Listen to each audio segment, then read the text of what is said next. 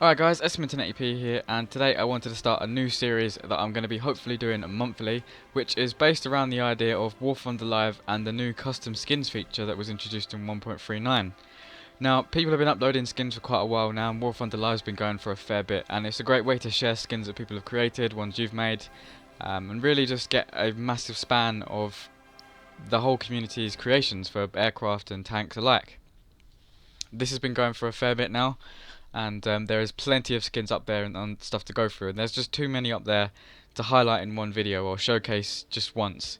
There's new stuff being added daily, and there is loads and loads of them being, uploaded in mass now, and people are creating some really interesting designs and camouflages for these aircraft. So I thought I'd start a new series basically based around the evaluation and showcase of some of these skins.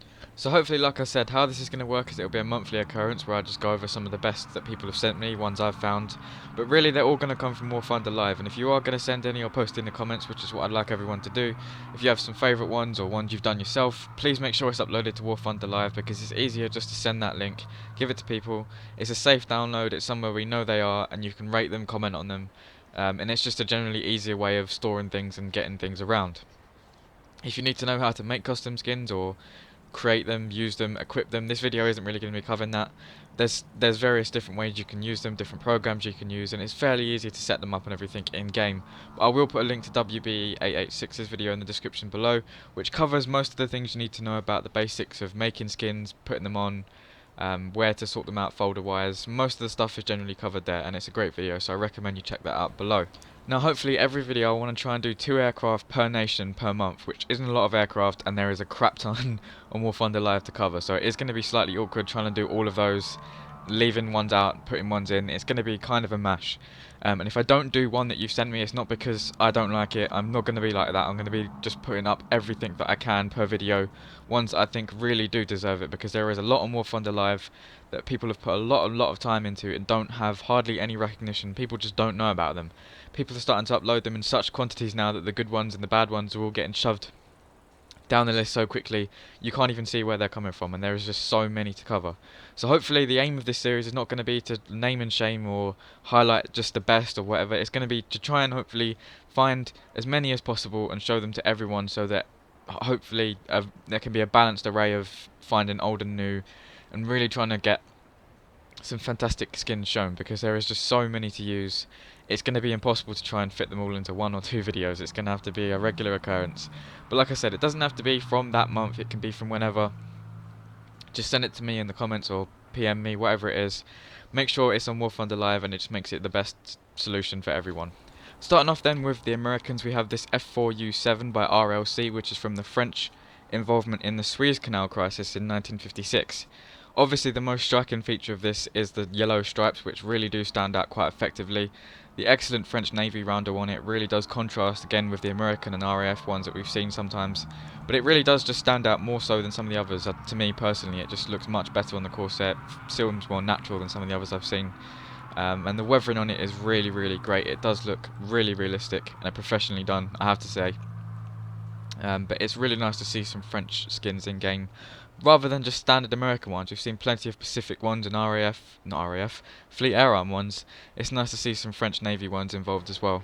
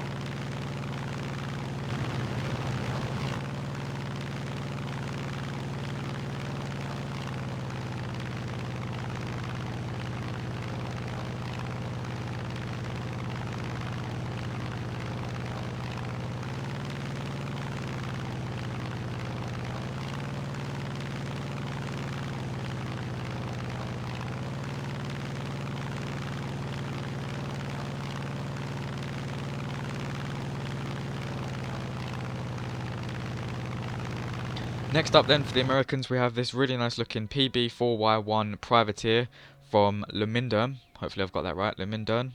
There we go, hopefully. And this aircraft was based in Devon during winter of 1944. This is, for those of you who don't know, the Navy version of the Liberator, not the Army version, which is the one we've got in game at the moment. But nonetheless, it really does look effective on the Liberator that we do have. And it also changes the one in the background of your hangar there, which is quite nice seeing two of them. But most of the time, the Liberator operates on Pacific maps anyway. And whilst your opponent can't see this camo, it's nice to know that you can see a blended in Liberator, even though you can't really hide a giant 4-engine bomber. It does look nice over most of the Pacific maps, and even on things like Berlin, it still is quite a striking scheme to see contrasting with the greens on Berlin. Somehow he's actually managed to get the bomb doors to relatively blend in, considering they are quite glitchy on the Liberator template. But this one is a really nice looking scheme, with some excellent detail on it again, and contrasts nicely with the Army version of the Liberator that we've got.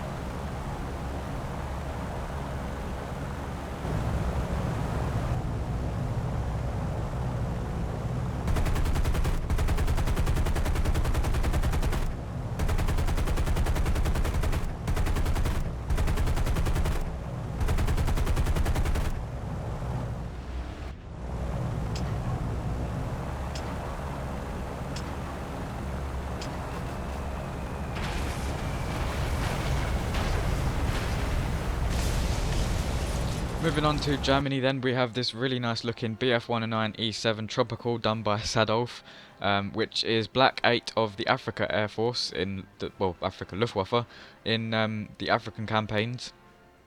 This is probably one of the most famous Tropical 109s you'll ever see. It's in so many photos, and it's the one commonly done, but this is possibly one of my most favourite schemes that is available to download right now. It really does complement the E3 nicely, and I've really wanted the E7 in game for a long time, so hopefully we will see that one soon.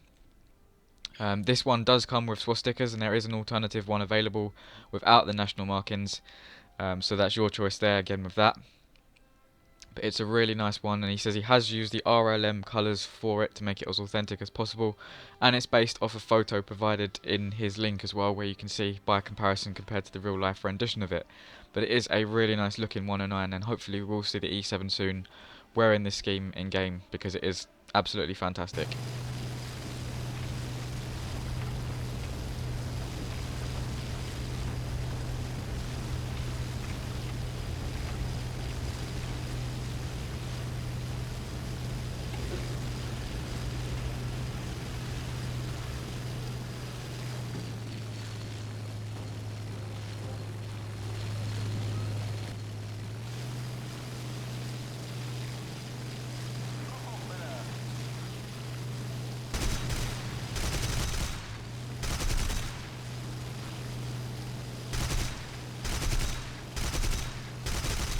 Also for Germany, we have this really nice looking ME262A1A by Noah, which is quite a striking scheme that you notice quite quickly. It's a shame again people can't see this one, but it definitely is an effective camouflage for this thing, even though it doesn't really work because people can't see it. It really does contrast nicely to some of the other 262 schemes we've seen, and it kind of differs quite a bit to some of the others. It's quite unique as well with the tail fin banding. But again, this does have a swastika, so there is a warning of that. I do believe he is working on one without one, that I've seen him write in the comments of the download for this thing. But I'm not too sure on when, if it will come about. But again, it's your choice completely if you want to download it. But it is a really nice looking ME262 that, like I said, stands out quite differently from some of the standard ones we've seen. And I'm looking forward to seeing more colourful 262s, because there is quite a few out there.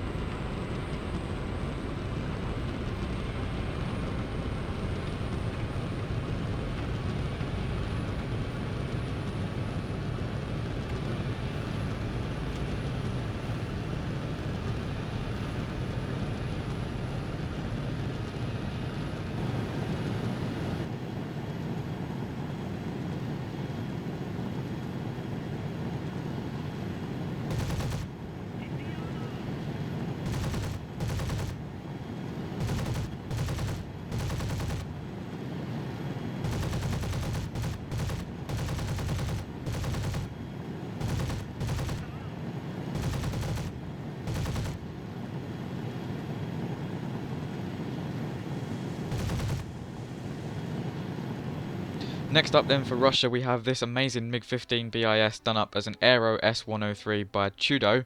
And this one was in fact involved in a collision that survived somehow, but 2334 collided with another MiG-15 or Aero S-103 at Zatek Air Force Base, but the pilot was able to maintain control of the aircraft. And this is some celebratory scheme, I do believe, for it, so it's not like a normal Czech scheme, but it does stand out quite effectively compared to other Russian MiGs, and there are a few. The Czechs really did make colourful MiG-15s, and I'm starting to enjoy seeing so many of them being put up, because they really do like to paint their MiG-15s in bright colours. But this is a fantastic scheme. He's also done some other ones about the Czechoslovakian MiGs, the red ones, and some of the more bright and colourful ones. So it's really nice to see these on MiGs now, rather than just standard Russian and Korean ones.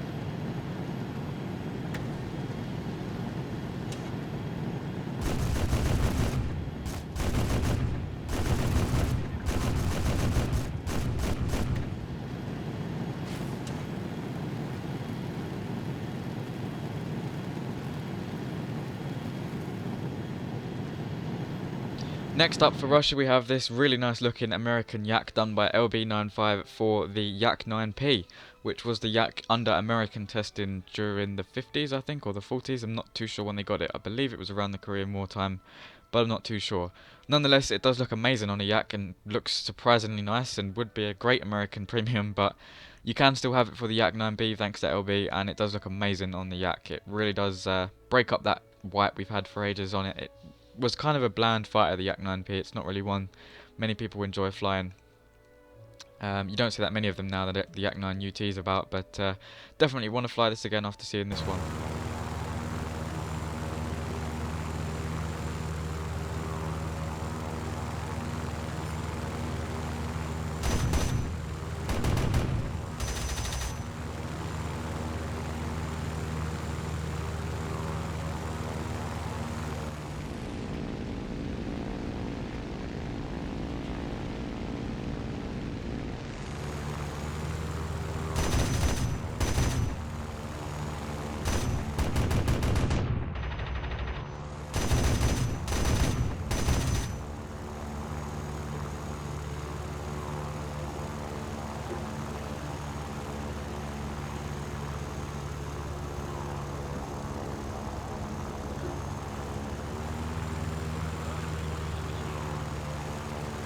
So moving on then to Britain, we have this amazing Swordfish LS326 done by Spaguta, which is the Royal Navy Historic Flights Swordfish Mark II that is still in service even today, taken to air displays and things like that around the UK and Europe. If you've ever seen a Swordfish fly anywhere in Europe, it's more than likely been this one in some form or another, and this is the scheme it's been wearing for a good few many years now. So it was one I instantly recognised, and it just sprung up today last minute, which I'm so glad I caught because this thing looks amazing. And considering the Swordfish is going to be getting bombs, as we've seen in the Dev Diary next update, this could be a popular one, and I'd highly recommend it because I've seen this thing a good few many times at air shows and been quite close up to it when it's been on the ground. It really is authentically done, even right down to the weathering. It looks absolutely amazing, and it's definitely a much improved version from the standard Swordfish scheme we have in game.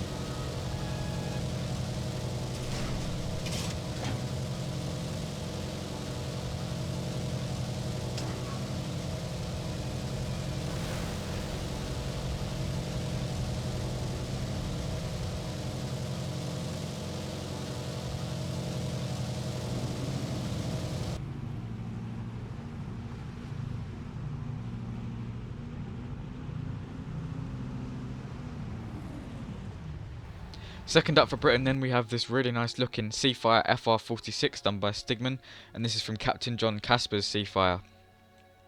The Seafire FR46 currently isn't in game, I don't know whether we're going to get it or not, but it was basically a conversion of the Mark 22 or 24 with an arrestor hook, slightly different engine, and the possibility of either the contraprop or the same one as that's on the 22 and 24. Didn't have the folding wings that the FR47 had, and it didn't have that scoop that kind of become the FR47's main identification thingy. But nonetheless, this scheme does look amazing on the 24 or the 22, with the yellow and greys contrasting nicely against each other. Specifically on the Pacific maps, this thing really does look great in its setting. It's one of those skins that looks completely authentic when you get it in the right situation. And the weathering on some of it is just superb. It's just subtle enough to be amazing. But I'd highly recommend this scheme. It's not got noticed that much, but if you have the Mark 22 or the 24, I'd definitely recommend this for one of them.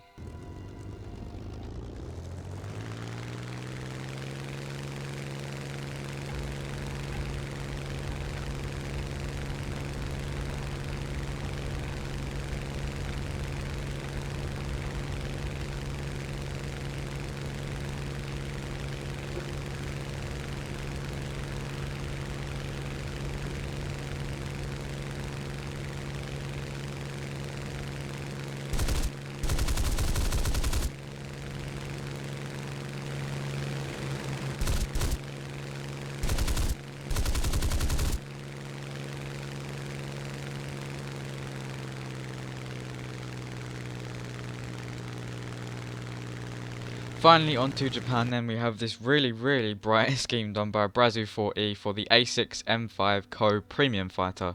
I've seen a lot of these before, with Japan often using yellow on zeros that I thought was for training purposes or something around that. But nonetheless, this does look amazing, I have to say, on the A6 M5. It's definitely a stark contrast from some of the other zeros we've seen, and specifically the ones we have in game as well. None of them are quite this bright and colourful. But it's definitely one I'll be using on my premium now, because it does look, even though no one can see it, and that's kind of a good thing, because if they could see a bright orange plane, it looks fantastic. That's all I have to say to it. It's a really nicely done scheme. It's not like a major complete refurbishment. It's had some colour changes and obviously the tail done, but it's one of those ones that looks completely effective in its setting.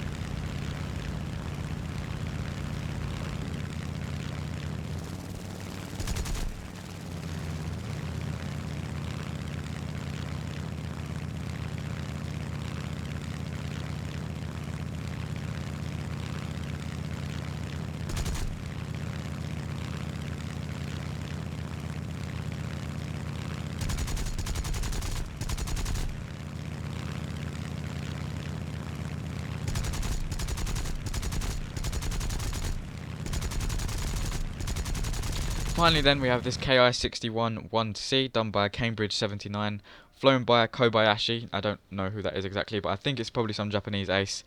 Nonetheless, his aircraft looks amazing with the white and red tail and the blue cross going all the way through. This is exceptional level of detail to this. The markings on it look fantastic, and it really does look completely authentic in its setting again.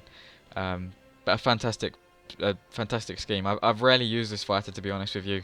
But I definitely will be using it now after seeing this. It is a fantastic example of some of those more striking Japanese skins that we've seen, that fits the aircraft perfectly.